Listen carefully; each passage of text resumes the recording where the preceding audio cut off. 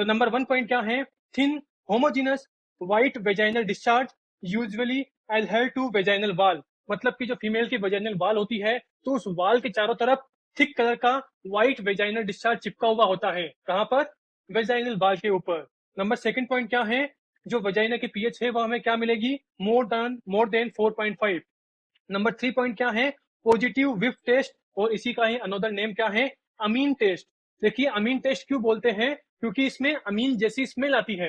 मतलब कि हमने क्या किया, जो वजाइनल डिस्चार्ज है उसे लिया एक स्लाइड के अंदर, और उस स्लाइड के ऊपर हमने क्या किया, 10% KOH का सॉल्यूशन डाला। एंड जैसे ही हम उस स्लाइड के ऊपर जो वजाइनल डिस्चार्ज है, मतलब कि हम वजाइनल डिस्चार्ज को 10% KOH सॉल्यूशन के अंदर मिक्स करेंगे, तो हमें अमीन की स्मेल आएगी। ओके, तो हम क्या बोलेंगे? This is positive amine test. मतलब कि जब अमीन की स्मेल आई तो पॉजिटिव बोला, अगर नहीं आई तो नेगेटिव बोलेंगे। तो ओवरऑल बैक्टीरियल वेजिनोसिस इसके अंदर क्या मिलता है? पॉजिटिव अमीन टेस्ट, या बोल दीजिए विप टेस्ट। तो देखिए अमीन टेस्ट तो बहुत कम नाम यूज करते हैं, मेनली किसका यूज करेंगे? विप टेस्ट का। तो देखिए इससे भी बहुत सी बार क्वेश्चन आया हुआ है। नंबर 4 पॉइंट क्या है? Clue cells on wet mount microscopy.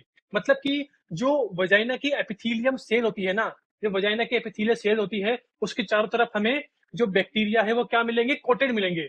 Cell के चारों तरफ कोटेड मिलेंगे। तो उसी को, कि जो वजाइना की वजाइनल एपिथीलियल सेल है उसके चारों तरफ बैक्टीरिया कोटेड है, तो उसी सेल को हम क्या बोलते हैं? क्ल्यू सेल बोलते हैं। तो देखिए मैंने वही मेंशन कर रखा है, vaginal epithelial cell coated with bacteria. लेकिन यहाँ पर नीचे मैंने ये वाली इमेज किसकी है? This is clue cell image. मतलब कि अज्यूम कीजिए कि मैंने ये क्या ड्रॉ की, this is vaginal epithelial cell, और देखिए इसके चारों तरफ ऐसे बैक्टीरिया आपको कोटेड मिलेंगे, तो इसे ही क्या बोलते हैं? इसे ही हम क्ल्यू सेल बोलते हैं।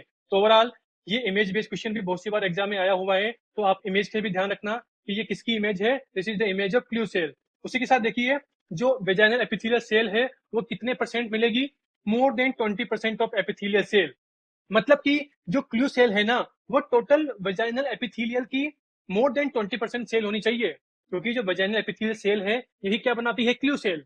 अरे बताया ना भाई कि वेजाइनल सेल के चारों तरफ ऐसे बैक्टीरिया एडहर्ड हो गए, चिपक गए, तो इसे ही क्या बोलेंगे? Clue cell. तो ओवरऑल जो क्ल्यू सेल है वो मोर देन 20% होनी चाहिए किसकी? वेजाइनल एपिथेलियल सेल की। तो ओवरऑल देखिए these 4 point are very very important, एकदम रट लेना, बहुत सी बार क्वेश्चन आया हुआ है।